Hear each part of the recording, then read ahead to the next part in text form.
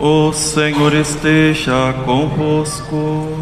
Ele está no meio de nós. Proclamação do Evangelho de Jesus Cristo segundo Mateus.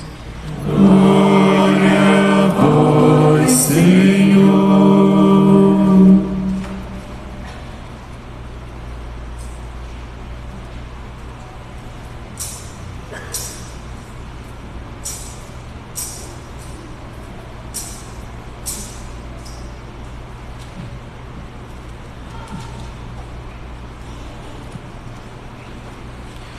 Naquele tempo, Jesus disse aos seus discípulos: a vinda do Filho do Homem será no tempo de Noé. Pois nos dias antes do dilúvio todos comiam e bebiam, casavam-se e davam-se em casamento, até o dia em que Noé entrou na arca. E eles nada perceberam, até que veio o dilúvio e arrastou a todos. Assim acontecerá também na vinda do Filho do Homem. 2 homens estarão trabalhando no campo, um será levado e o outro será deixado. 2 mulheres estarão moendo no moinho, uma será levada e a outra será deixada.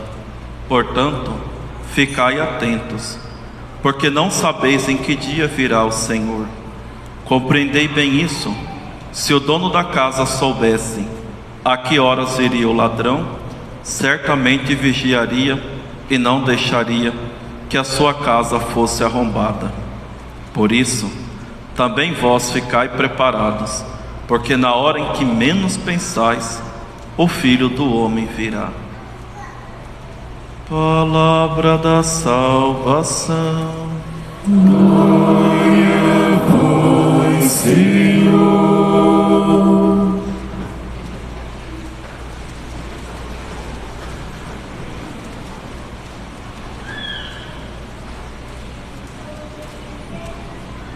Louvado seja nosso Senhor Jesus Cristo. Para sempre seja louvado. Ave Maria, cheia de graça, o Senhor é convosco. Bendita sois vós entre as mulheres, e bendito é o fruto do vosso ventre, Jesus. Santa Maria, Mãe de Deus, rogai por nós, pecadores, agora e na hora de nossa morte. Amém. Maria, Mãe da Esperança, rogai por nós. Queridos irmãos e irmãs, celebramos hoje o primeiro domingo do tempo do Advento. Com esse tempo, nós iniciamos um novo ano litúrgico também. Encerramos o ano anterior com a festa de Cristo Rei, que nós celebrávamos no domingo passado, e toda a semana do 34º.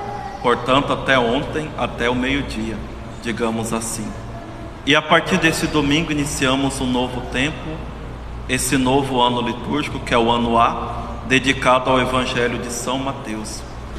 O ano litúrgico é uma grande escola catequética. Por quê?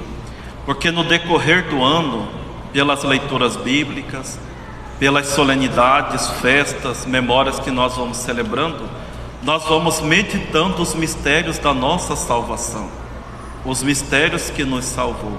E mais do que isso, o ano litúrgico é uma fonte de santificação, porque eu medito os mistérios da minha salvação e eu participo daquele que é o maior de todos os mistérios, que é a Santa Missa. E o que é a missa? A missa, a definição dogmática é: a missa é a renovação ou a presentificação do sacrifício da cruz. Como assim, Padre? A cada missa que nós celebramos, a cada missa que nós participamos, é o mesmo sacrifício da cruz. Então você quer estar presente lá como a Virgem Maria esteve? É só você participar de uma missa que o sacrifício é o mesmo. Portanto, meus irmãos e minhas irmãs, a maior preocupação entre os nossos afazeres na nossa vida tem que ser: que horas quem participa de missa diária, ou que dia quem vem à missa aos domingos, querer participar da Santa Missa. A Santa Missa tem que ser prioridade na nossa vida. A Santa Missa tem que ser prioridade no domingo, que é o dia do Senhor. Ontem eu celebrava a missa aqui de manhã com as crianças da Bom Pastor. Estavam as crianças e os pais, só que estava tudo cheio. Aí eu perguntei para as crianças: quem é que vê a missa do domingo? A metade levantaram e a outra metade não. Aí ali já mandei um recado para os pais, até porque o Evangelho dizia isso: deixai vir a mim as crianças, não afastei de mim. Como que as crianças vão chegar até a Jesus se os próprios pais não participam da missa, ao menos aos domingos, que é o dever e a obrigação de todo fiel católico? Então nós temos que lembrar sempre disso. A liturgia, a Santa Missa devem reger a nossa vida. Mas o que é o tempo do Advento?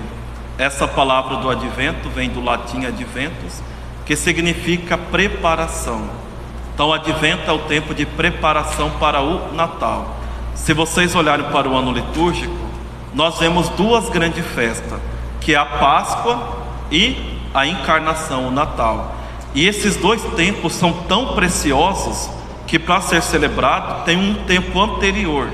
Então para o Natal nós temos o tempo do Advento, e para a ressurreição nós temos o tempo da Quaresma.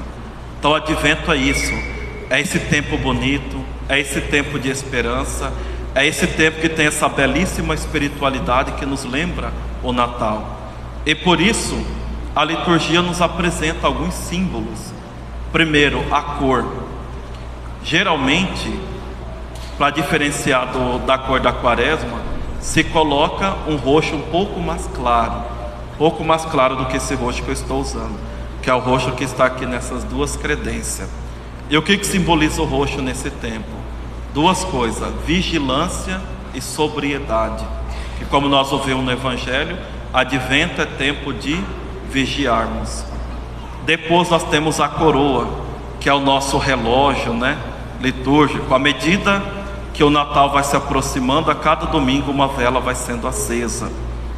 Depois nós temos o presépio, que nos recorda o mistério da encarnação, o Cristo, o Emanuel, que se faz homem para nos salvar. E depois nós temos outros ornamentos, como o vermelho com o verde, as árvores de Natal e por aí vai. Tudo isso para nos recordar do quanto que nós precisamos preparar os nossos corações para o Natal de Jesus. E esse tempo está dividido em duas partes. A primeira parte está voltado mais para a realidade do fim dos tempos. Então o Senhor que virá na sua glória para julgar os vivos e os mortos. Por isso a igreja nos apresenta uma figura, um modelo para nós prepararmos bem, que é a pessoa de São João Batista. Então nós veremos nesses dias a liturgia apresentar muito. Por quê? Porque São João Batista foi aquele que veio preparar o caminho do Senhor. É aquele que não tinha rodeio, já falava direto: convertei-vos e credes no Evangelho. Convertei-vos, a qualquer hora vocês podem morrer. Convertei-vos, o reino de Deus está próximo. Eu falo que se São João Batista fosse vivo hoje, ele ia falar, porque tem que ficar claro, senão as pessoas não entendem, convertei-vos ou vocês irão para o inferno. Padre, que pesado. Mas é a verdade. Se nós não buscarmos a nossa conversão, é lá que nós terminaremos. E depois a segunda parte desse tempo volta exatamente para essas realidades do Natal. Aí tem a Anunciação, o drama que Nossa Senhora e São José passaram, Herodes perseguindo o menino. E aqui a igreja nos apresenta a Virgem Maria como esse modelo de preparação. Por quê? Porque ninguém melhor do que ela sobre preparar o seu coração para acolher o Cristo. Por isso que Santo Agostinho diz: antes da Virgem Maria receber Jesus no seu ventre, ela o recebeu primeiro em seu coração. Assim também tem que ser na nossa vida. Antes de nós recebermos Jesus na Sagrada Comunhão Eucarística, primeiro, antes nós temos que acolhê-lo, temos que recebê-lo em nosso coração. Agora, como que nós podemos viver bem esse tempo da Quaresma? Padre, o que eu tenho que fazer? 4 propósitos. Primeiro, a oração. É tempo de rezarmos. Se você está tíbio, se você está com assídia, se você está com preguiça, ou se não tem vergonha na cara. É o tempo oportuno para ter uma vida de oração. Ah, padre, mas eu já rezo, eu faço direção espiritual com o padre fulano. Ótimo, coloque apenas um pequeno propósito de oração apenas para esse tempo, para mostrar que é um tempo especial em preparação para o Natal. Depois, penitência. O tempo do Advento é tempo de penitência também. Não é tão rigoroso como o tempo da Quaresma. Lembra que nós falávamos lá dos 5 pontos? Então, mas nós temos que fazer penitência. Ah, mas para que fazer penitência? Porque eu me sacrificando tanto eu serei santo? Não. Como diz Padre Paulo Ricardo, se o sofrimento ou a fome santificasse, a África inteira estaria santa. Não é esse o sentido de fazer penitência. O sentido de fazer penitência são vários, mas os principais são 2. Primeiro é a contrição dos nossos pecados, pedir perdão a Deus. Nós vemos muito isso no Antigo Testamento. O povo pecava e eles faziam penitência para alcançar o perdão de Deus. E o segundo motivo é para nós nos libertarmos das nossas paixões, dos nossos vícios. Quantos vícios que nós temos na nossa vida? É dependência afetiva, é na comida, é na pornografia, é na masturbação, outras adições sexuais. Todo mundo tem os seus vícios. É na fofoca. Tudo isso é vício e precisa ser corrigido. Ninguém vai entrar no céu dessa forma. Por isso vem a penitência, para que eu possa me desprender dessas realidades, para que eu manda no meu corpo, nos meus sentimentos, nas minhas emoções, e o meu coração esteja livre para amar a Deus, livre para fazer aquilo que é certo, livre para fazer a vontade de Deus. Porque é muito triste quando nós somos escravos dos nossos vícios e dos nossos impulsos. Então tenha um propósito, e eu sempre aconselho um propósito que vá de encontro com aquilo que é a nossa necessidade, melhor, o nosso mau hábito, a nossa dificuldade. Por exemplo, pessoas que têm a língua grande. Praticamente todos nós temos esse mal de fofocar, de ficar falando mal da vida dos outros. Então tenha o propósito de viver mais o silêncio. Se eu encontrar com ela, eu vou fofocar, então procure evitar um pouco mais ela, cumprimenta mais, de uma forma mais formal, mas vá trabalhando isso em você. As pessoas que vão fazer, por exemplo, penitência na alimentação, isso é muito bom também, mas tome cuidado para não deixar de praticar a caridade com o próximo. Por exemplo, eu que estou indo lá para o interior, imagina, eu sou convidado para um almoço numa sexta-feira. Há muitos anos que eu não como carne em dia de sexta-feira. Há muitos anos, aprendi isso no seminário e é regra da igreja. Então para mim já estou acostumado com isso. Imagine, eu vou lá numa casa de uma família bem simplesinhas, pobrezinha. Aí chega lá, a família preparou carne. O que o padre Marco vai fazer? Não, eu não como carne. Não pode, é pecado mortal, vai todo mundo para o inferno. Calma, padre Marco, calma, vai devagar. A sua caridade naquele momento vai ser comer o que o povo preparou para você. Vocês estão entendendo? Então a gente tem que tomar muito cuidado, porque às vezes a gente faz propósitos, mas quem acaba pagando não somos nós, são as pessoas. Então é procurar uma penitência que vai nos ajudar em alguma coisa que nós não damos conta, em algum mau hábito, em algum mau vício. Depois a meditação. Tem vários textos, vários livros, como de São Bernardo de Claraval, a respeito desse tempo do Natal. Vocês podem ler o Evangelho de São Lucas, a primeira parte, que trata ali da anunciação e tudo mais. Então tem várias sugestões. E por fim, a vigilância. O que é a vigilância? É uma virtude que nos faz compreender que nós temos que tomar muito cuidado com a vida que nós levamos, porque a qualquer momento a nossa hora pode chegar, ou o Senhor virá para nos julgar.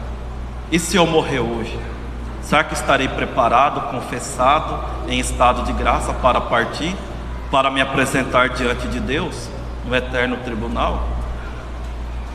Então isso é vigilância. Não perca tempo, não deixa para amanhã o que você pode fazer hoje. E por isso que Jesus nos disse no Evangelho, Portanto, ficai atentos, porque não sabeis em que dia virá o Senhor. Por isso também vós ficai preparados. Em outras palavras, nós temos que viver cada dia como se fosse o último da nossa vida. E a prioridade tem que ser sempre a salvação da nossa alma. Você vai viver a sua vida normal, vai viver casado, vai trabalhar, vai estudar, vai cuidar dos seus negócios, da sua empresa, vai viajar, vai não sei para onde. Mas diante de tudo isso que você faz, Deus, a sua salvação tem que estar lá em cima, em primeiro lugar. E se Deus estiver lá em cima, tudo isso que você faz estará voltado para Deus. Isso é a vigilância.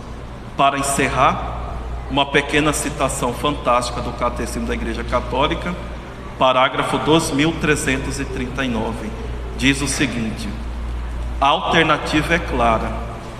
Ou o homem comanda as suas paixões e alcança a paz, ou se deixa dominar por elas e torna-se infeliz. Então nós só temos essas duas opções na nossa vida: ou nós dominamos as nossas paixões e os nossos vícios e alcançamos a eterna felicidade, o céu, ou esses vícios, esses maus hábitos, nossos pecados dominam a nós e nós terminaremos na infelicidade eterna. A decisão é de cada um. Vivamos bem esse tempo do advento e que Nossa Senhora nos ajude a prepararmos perfeitamente os nossos corações para receber Jesus no seu santo Natal. Louvado seja nosso Senhor Jesus Cristo.